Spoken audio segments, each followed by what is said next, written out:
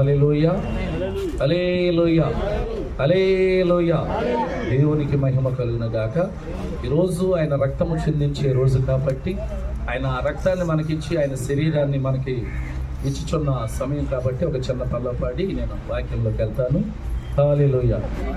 యేసు రక్తము రక్తము రక్తము, యేసు రక్తము రక్తము రక్తము, అమూల్యమైన రక్తము, నిష్కళంకమైన రక్తము, అమూల్యమైన రక్తము, నిష్కళంకమైన రక్తము,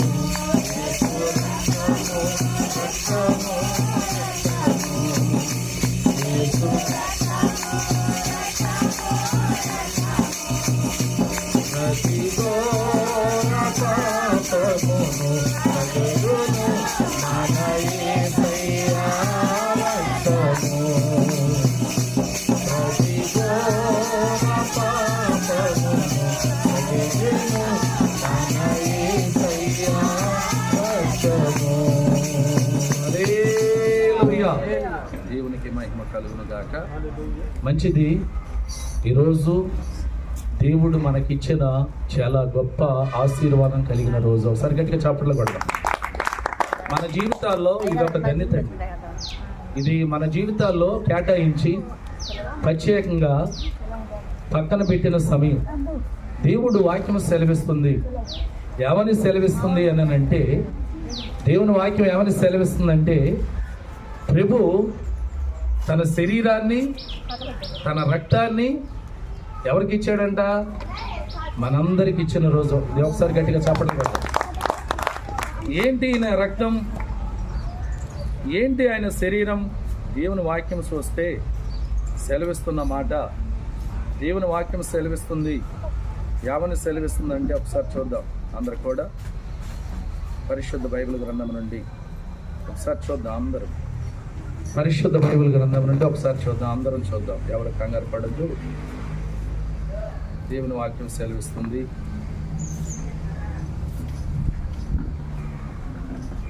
దేవుని వాక్యం సెలవిస్తుంది. ఒకసారి చూద్దాం. పరిశుద్ధ బైబిల్ గ్రంథం నుండి ఒకసారి చూద్దాం. అందరూ బైబిల్ ఓపెన్ చేసుకొని చూడండి.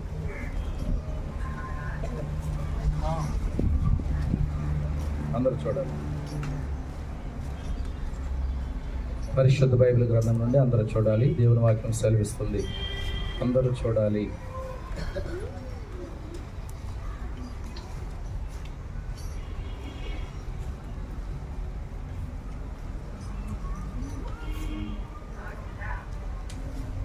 హల్లెలూయా, హల్లెలూయా.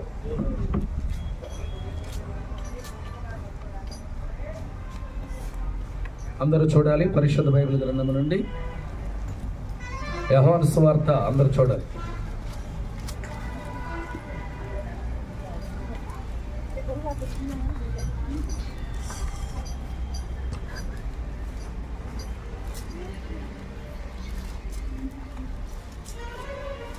తీసారా?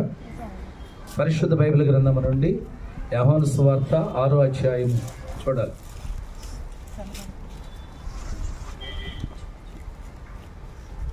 6వ అధ్యాయము 53వ వచనాన్ని చదివి వినిపించండి. 53వ వచనం.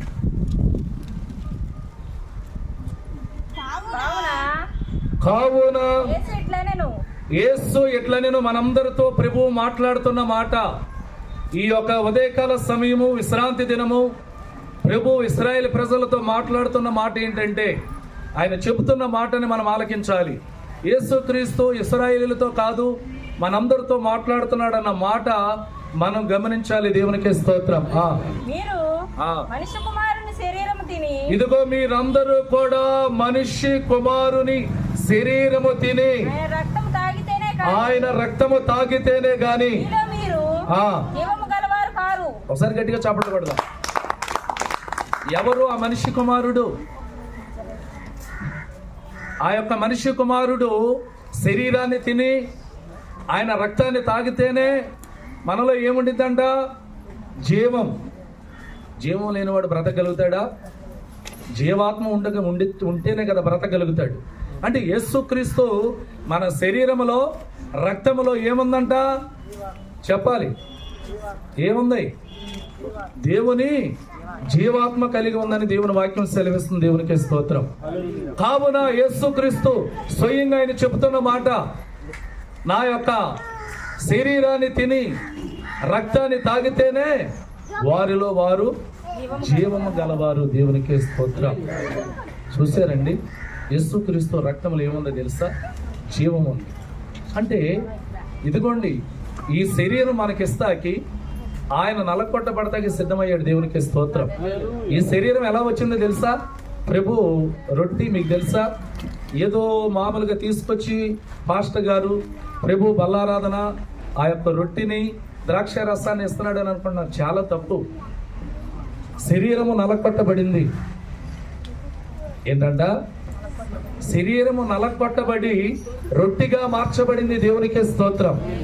ఆ శరీరాన్ని మనము తింటున్న సమయాన్ని సిద్ధపాట్లో కలిగి ఉండాలి. దేవునికి స్తోత్రం. కాబట్టి ఈ శరీరము తిని ఈ రక్తము తాగితేనే మీలో మీరు జీవము గలవారు. అంటే ఈ శరీరం తినమోకుండా ఈ రక్తాన్ని దాగమోకుండా ఉంటే మనలో ఏమి లేదంట? దేవుని జీవాత్మ లేదు. మనం ఏం తింటున్నాం తెలుసా? ఏం తాగుతున్నాం తెలుసా? దేవుని జీవం. అంటే దేవుని ప్రాణం పెట్టాడు మనందరి కొరకు. దేవునికి స్తోత్రం. దేవుని వాక్యం సెలవిస్తుంది. ఈ సమయంలో ఎవరిని సెలవిస్తుందో తెలుసా? ఎవరిని ప్రభు మాట్లాడుతున్నాడు తెలుసా? నా మనిషి కుమారుడు శరీరము తిని రక్తాన్ని తాగితే. మనిషి కుమారుడు అన్న పేరు దేనికి వచ్చింది ఒకసారి చెప్పండి. తెలుసా? ఎవరో మనిషి కుమారుడు? మీలో మీకు ఎవరికైనా తెలుసా? ఎవరు మనిషి కుమారుడు? మీరేంటి మాట్లాడరా ఏంటి? దేవునికి స్తోత్రం. ఆలోచించి ఎప్పుడు చెప్తారు? మనిషి కుమారుడు అంటే ఎవరు? నీ పాప భారాన్ని మోస్తున్న యేసయ్య. గట్టిగా చప్పట్లు కొట్టు. ఎలాగ మనిషి కుమారుడు? మానవ శరీరం మనం ఎలా ఉన్నామో మానవ శరీరముగా ఆయన ధరించుకొని మానవుడిగా పుట్టి మనిషిగా మన మధ్యకు వచ్చి నీ పాప భారాన్ని ఆయన భుజం మీద వేసుకున్నాడు. నలకొట్టబడతాయికి ఆయనకి ఇష్టమైంది. ఒకసారి గట్టిగా చప్పట్లు కొట్టాలి. ఆయన చేసిన త్యాగం వల్ల, ఆయన అర్పించిన అర్పణ వల్ల, ఆయన చేసిన బలియాగం వల్ల మనం అందరం ఇక్కడ కూర్చోగలిగాం. దేవునికి స్తోత్రం. దేవుని చదువు. మరలా ఏమన్నాడు? రెండో మాట, నా రక్తము తాగువాడే అంటే నిత్య జీవం. అంటే ఏంటండి? పరలోక రాజ్యం. ఏంటంట? నిత్య జీవము గలవాడు. ఇప్పుడు నిత్య జీవములో అడుగు పెట్టాలి అంటే మనం ఏం చేయాలి? ప్రభు శరీరాన్ని తిని ప్రభు రక్తాన్ని తాగితేనే ఏమన్నాడు ఆయన? నీవు నిత్య జీవం గల వాడువు అని దేవుని వాక్యం సెలవిస్తుంది. దేవునికి స్తోత్రం. కాబట్టి మనం ఏం చేయాలంటే, నా శరీరము తిని నా రక్తాన్ని తాగువాడే నిత్య జీవం గలవాడు. అంటే జీవం లేని మనిషి బ్రతకలేడు. ఆయన ప్రభు శరీరంలో ఉన్న ఆ జీవాత్మను మనకి సమృద్ధిగా అనుగ్రహించాడు. దేవునికి స్తోత్రం. చదవండి. ఏమన్నాడు? నువ్వు చనిపోయినా మరలా తిరిగి లేపబడతావు. నా వైపు చూడాలి అందరూ. మరణం ఏ మనిషికి తప్పదు, అవునా కదా? భూమి మీద ఎన్ని సంవత్సరాలు మనం జీవించినా ఏమైపోతామంటే ఒక సమయానికి మరణం తప్పదు. కానీ అంత్యకాలమునందు ఏమన్నాడు? నిన్ను లేపుదును. అంటే ఈ మాటలో ఉన్న భావం చాలా గొప్ప భావం. దేవుడు మాట్లాడుతున్నాడు, నా శరీరాన్ని తిని నా రక్తాన్ని నువ్వు తాగితే అంత్యకాలము నేను ఏం చేస్తానన్నాడు? లేపుతానన్నాడు. ఇది చాలా గొప్ప మాట. ఇది ఎవరిని లేపుతాడు?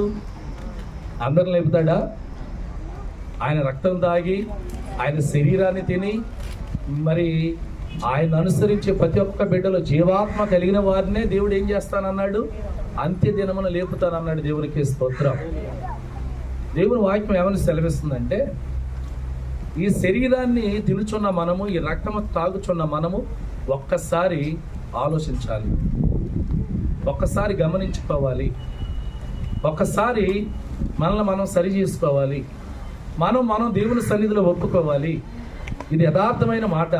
ఎందుకనంటే ఇది ఏదో మార్కెట్లో తీసుకొచ్చి దైవజనుడు మామూలుగా రొట్టి ద్రాక్ష రసం ఇస్తున్నాడు అన్న మాట అసంభవం. ఇది తీసుకొచ్చిన ప్రభు దీన్ని ఆశీర్వదించాడు. ఏమన్నాడు? ఇది నా శరీరము, ఇది నా రక్తము, తినిన నీవు అంత్యకాలమున నిన్ను నేను లేపుతాను. దేవునికి స్తోత్రం. ఎంత గొప్ప మాట అండి, ఎంత ఆశీర్వాదకరమైన మాట అండి, ఎంత దీవెనకరమైన మాట అండి. ప్రభు మాట్లాడుతున్న మాట ఏంటంటే, దీన్ని మనం ఎలా తీసుకోవాలి? మనల్ని లేపాలన్నా, మనల్ని నిలబెట్టాలన్నా, మరి మనలో జీవాత్మ ఉండాలన్నా దీన్ని ఎలా తీసుకోవాలి? ఎలా తీసుకుంటే మనం ఆశీర్వాదం పొందుకుంటాం? దేవునికి స్తోత్రం. దేవుని వాక్యం సెలవిస్తుంది. చదువు. నా శరీరము నిజమైన ఆహారమును. ఏమన్నాడు? నా శరీరము నిజమైన ఆహారమును. ఆయన శరీరం ఎలా ఉందంట? ఏ మాత్రము కూడా ఎలా ఉందంట? అబద్ధముగా ఉందా? ఏ రకంగా ఉంది? నిజమైన ఆహారముగా ఉందంట. దేవునికి స్తోత్రం. ఆయన శరీరము నిజమైన ఆహారము, నా రక్తము నిజమైన పానమునై ఉన్నది. నా రక్తము కూడా నిజమైన పానమునై ఉన్నది. చాలా గొప్ప మాట అండి. ఎందుకంటే ఆయన శరీరము నిజమైన ఆశీర్వాదం కలిగి ఉంది, ఆయన రక్తము నిజమైన దీవెన కలిగి ఉంది. దేవునికి స్తోత్రం. కాబట్టి ఈ రక్తములో ఉన్న ఆశీర్వాదం, ఈ శరీరంలో ఉన్న దీవెన. చదువు. నా శరీరము తిని నా రక్తము తాగువాడు నా యందును నేను వాని యందును నిలిచి ఉందుము. నా శరీరము తిని నా రక్తము తాగువాడు నా యందును నేను వాని యందును. మొదట మనం ఎవరి యందు నిలబడాలంట? అంటే నిలబడాలంటే ఏం చేయాలి? ఆయన శరీరాన్ని తినాలి, ఆయన రక్తాన్ని తాగాలి. తాగినప్పుడు నువ్వు ఎవరి దగ్గర నిలబడుతున్నావు? దేవుని దగ్గర నిలబడుతున్నావు. అంటే ఇక్కడ దేవుని వాక్యం సెలవిస్తుంది, ఐక్యత ఏంటంట? ఐక్యత కలిగి నివసించాలి. కీర్తనకు రాసిన గ్రంథములో దావీదు భక్తుడు ఒక మాట మాట్లాడుతున్నాడు. సహోదరులు ఐక్యత కలిగి నివసించుట ఎంత మనోహరం, ఎంత ఆశీర్వాదం, ఎంత దీవెన. దేవునికి స్తోత్రం. నేను ఏమని చెప్తున్నానంటే, దేవుని వాక్యం ఏమని సెలవిస్తున్నాను అని అంటే, దేవుడు వాక్యంలో ఉన్న భావం ఏంటంటే, ఆయన శరీరాన్ని తిని ఆయన రక్తాన్ని తాగితే మొదట నువ్వు ప్రభు దగ్గర నిలబడుతున్నావా, నిలబడతలేదా సరి చూసుకో. ఎప్పుడు ఆయన శరీరాన్ని, ఆయన రక్తాన్ని నువ్వు తీసుకునేటప్పుడు అయోగ్యంగా, అల్పముగా తీసుకునేది కాదు. ఎలా తీసుకోవాలి? ఏ రీతిగా తీసుకోవాలంటే, మొదట నిన్ను పరిశోధన నువ్వు చేసుకోవాలి. నువ్వు ఎవరి యందు నిలబడుతున్నావు? కుటుంబం యందు నిలబడుతున్నావా? లోకమందు నిలబడుతున్నావా? ఎలా నిలబడుతున్నావు? ఇక్కడ దేవుడు వాక్యం సెలవిస్తున్నా, నా శరీరాన్ని తిని నా రక్తాన్ని తాగితే నీవు నా యందు నేను నీ యందు. ఎంత ధన్యత, ఎంత భాగ్యం అండి. మన యందు ప్రభు నిలబడుతున్నాడా, నిలబడతలేదా? మనం ఎవరి యందు నిలబడుతున్నాం? మొదట ప్రభునందు నిలబడతాం నేర్చుకోవాలి. ఇది యథార్థమైన మాట. చదువు. ఎవరు? ఒక్క నిమిషం. ఎవరు పంపించారంట? నా రక్తం తాగి నా శరీరం తిన్న ప్రతి ఒక్కరూ జీవం కలిగిన వాళ్ళు, వారిని అంత్యకాలము లేపుతానని యేసుక్రీస్తు మళ్ళీ ఏమని చెప్తున్నాడంటే, నన్ను పంపించిన నా తండ్రి జీవం కలవాడు. పంపించిన తండ్రి కూడా జీవం గలవాడు. చదువు. నేను తండ్రి మూలముగా జీవించుచున్నట్లే నన్ను తినువాడు నా మూలముగా జీవించును. చాలు. ఏమన్నాడు ఇక్కడ? నేను నా తండ్రి మూలముగా జీవించినట్లుగా. అంతేను కదా? తర్వాత ఏమన్నాడు? చాలు. యేసుక్రీస్తు తండ్రి మూలముగా జీవించినట్లుగా ఆయన శరీరాన్ని, రక్తాన్ని, యేసుక్రీస్తు శరీరాన్ని, రక్తాన్ని, కుమారుడు రక్తాన్ని, శరీరాన్ని తినుచున్న మనం ఎలా జీవించాలంట? యేసుక్రీస్తు ఎలా జీవించాడో అలాగా ఎలా జీవించాలంట? యేసుక్రీస్తు భూమి మీద ఎలా జీవించాడు మీకు తెలుసా? చెప్పండి, ఎవరైనా చెప్తారేమో మీలో ఎవరైనా. ఎలా జీవించాడు? ఏమా, భూమి మీద యేసుక్రీస్తు ఎలా జీవించాడు? మీ అందరిని అడుగుతున్నా, మీ అందరికీ తెలియదా? యేసుక్రీస్తు భూమి మీద ఎలా జీవించాడు?